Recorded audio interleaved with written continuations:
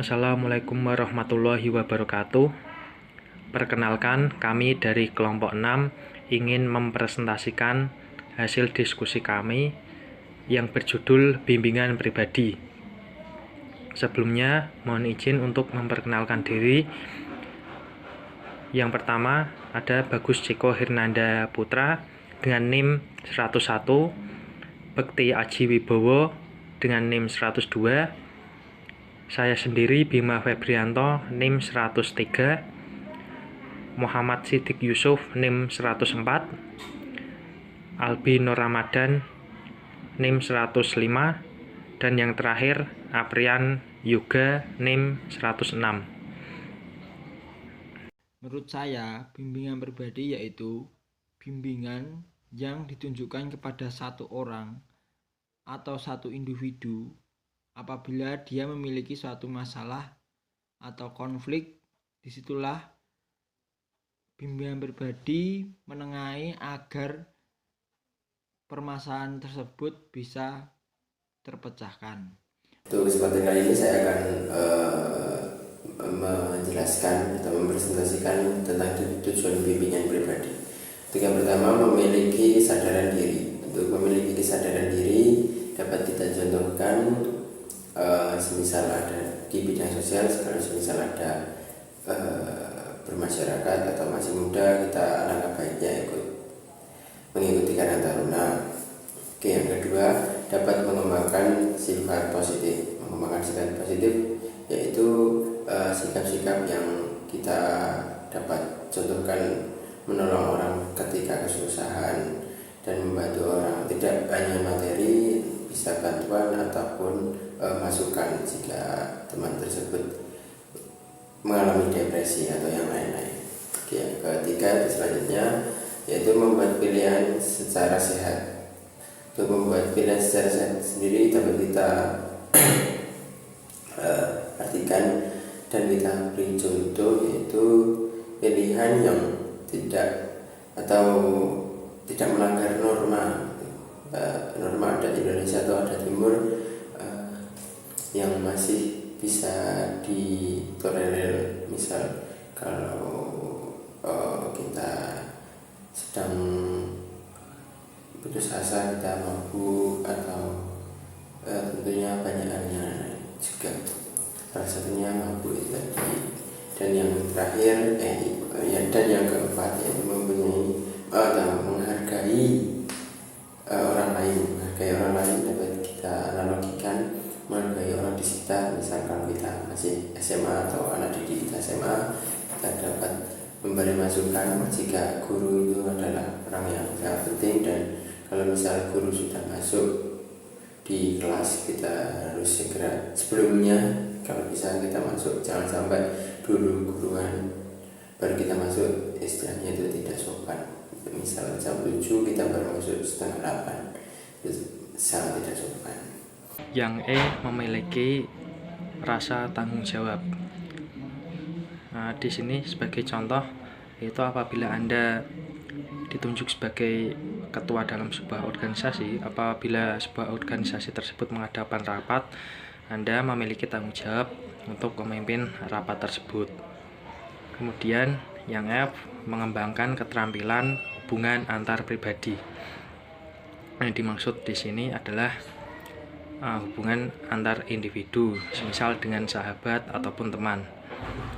Di sini sebagai contohnya, apabila Anda sedang berbicara dengan teman Anda ataupun dengan sahabat Anda jangan memonopoli percakapan. Semisal Anda tidak memberikan kesempatan teman Anda ataupun sahabat Anda tersebut untuk berbicara atau mengungkapkan apa yang ada di pikirannya. Kemudian yang G, dapat menyelesaikan konflik. Di sini Anda bisa menjadi penengah antara dua orang yang sedang misalnya terjadi perdebatan.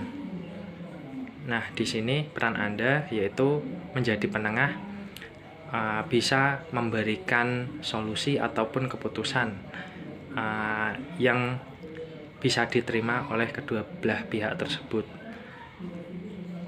Kemudian yang terakhir, H, dapat membuat keputusan secara efektif. Yang dimaksud di sini adalah Anda dapat mengambil keputusan untuk menyelesaikan masalah tanpa menimbulkan masalah baru lagi. Sebagai contoh yaitu apabila Anda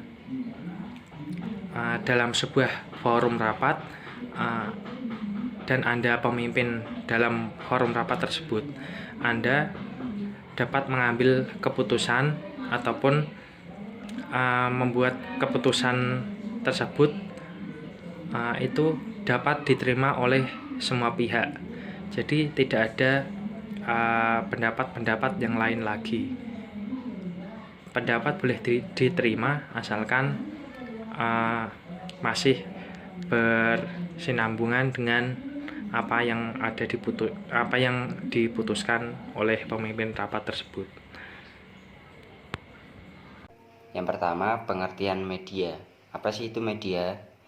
Media itu berasal dari bahasa Latin yang merupakan bentuk jamak dari medium, yang berarti perantara atau pengantar.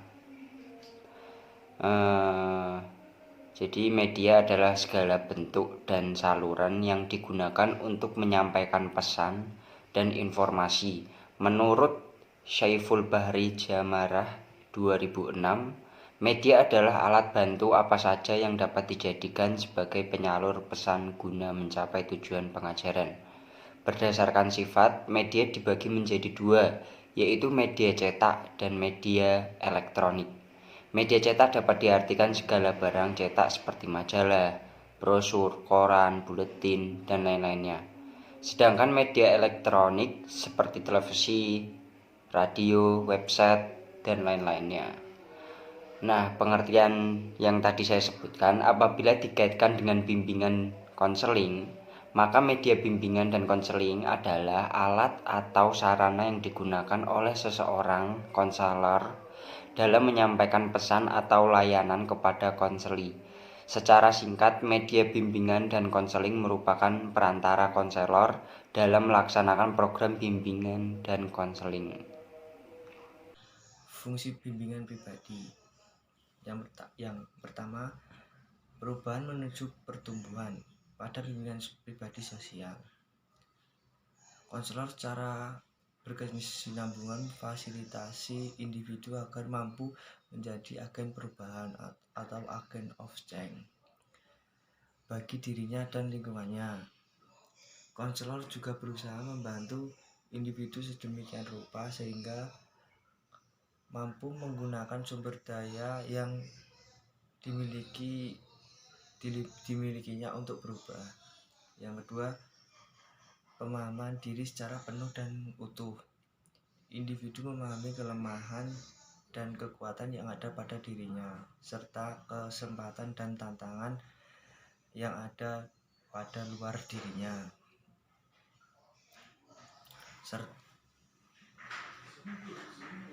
Pada dasarnya, melalui bimbingan pribadi sosial diharapkan individu tidak memiliki kepribadian yang terpecah lagi dan mampu mengintegrasi diri dalam segala aspek kehidupan secara utuh, selaras, serasi, dan seimbang. Yang ketiga, belajar berkomunikasi yang lebih sehat. Bimbingan pribadi sosial dapat berfungsi sebagai media pelatihan bagi individu untuk berkomunikasi secara lebih sehat dengan lingkungannya. Baik, selanjutnya D. Berlatih tingkah laku baru yang lebih sehat. Bimbingan pribadi sosial digunakan sebagai media untuk menciptakan dan berlatih perilaku baru yang lebih sehat. E. Belajar mengungkapkan diri secara penuh dan utuh. Melalui bimbingan pribadi sosial, diharapkan individu dapat dengan spontan, kreatif, dan efektif dalam mengungkapkan perasaan, keinginan, dan inspirasinya. Untuk terakhir yang F, individu mampu bertahan. Melalui bimbingan pribadi sosial, diharapkan individu dapat bertahan dengan keadaan masa kini, dapat menerima keadaan dengan lapang dada dan mengatur kembali kehidupannya dengan kondisi yang baru.